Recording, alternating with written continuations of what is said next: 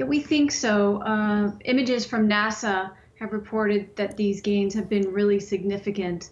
And we've heard from many different sources inside Ukraine that they've been able to take really large parts of the Kharkiv province territory back at a speed with which has been incredibly impressive.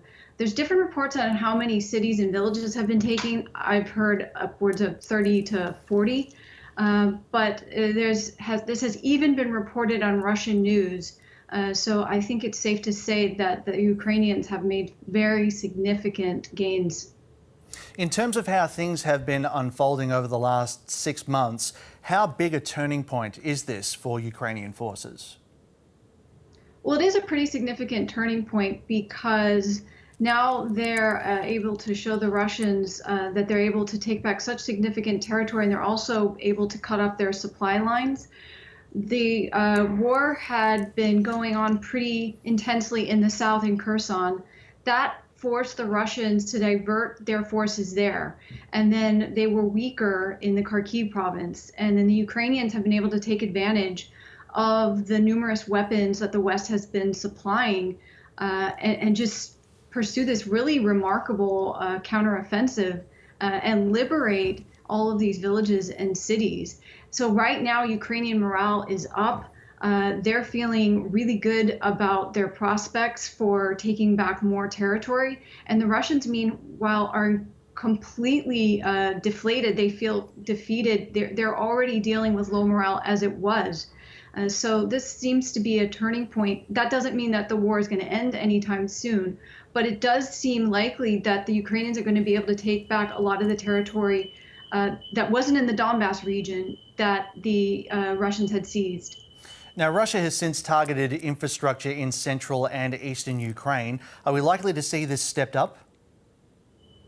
That seems to be the main tactic that the Russians are using. They aren't able to fight the Ukrainians using conventional warfare as well. The Ukrainians have proved to be incredibly creative and effective.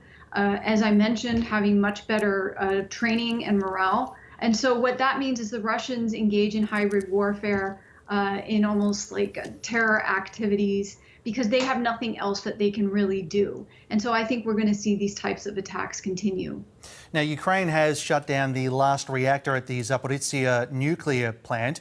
Do you expect it to remain a target regardless?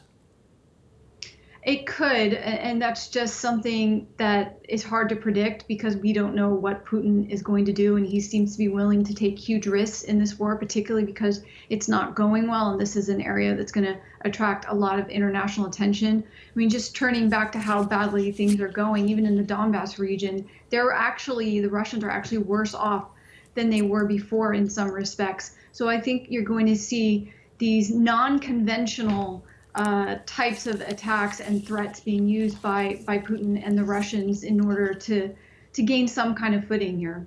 Now, how big a role has donated technology and weapons played from Western countries? What role have they played in these operations? This has actually played a really huge role, and I think this has helped the Ukrainians. Most notably, these guided multiple launch rocket systems. They have been really effective, and you're able to target 50 miles away with just huge amounts of power. This has enabled the Ukrainians to shoot at or to target the Russians and then get away from Russians fighting back really quickly. And it's basically stunned the Russians. They haven't been able to respond, and they've had to just basically flee and abandon their plans. So we're seeing that the billions of dollars of equipment that's being sent, and I should note that now Ukraine's probably going to be the biggest recipient of U.S. aid. It'll be $13 billion just for this year alone, has helped Ukraine just with their morale and to get an offensive advantage against the Russians. And how much more ground can Ukraine reasonably retake before winter? That's a really good question, and they'll have to, because that's one of the things that Zelensky was worried about. Was once the winter comes, they're really going to struggle. I mean, it's anyone's guess. I think we're going to see something of a stalemate in the Donbass region.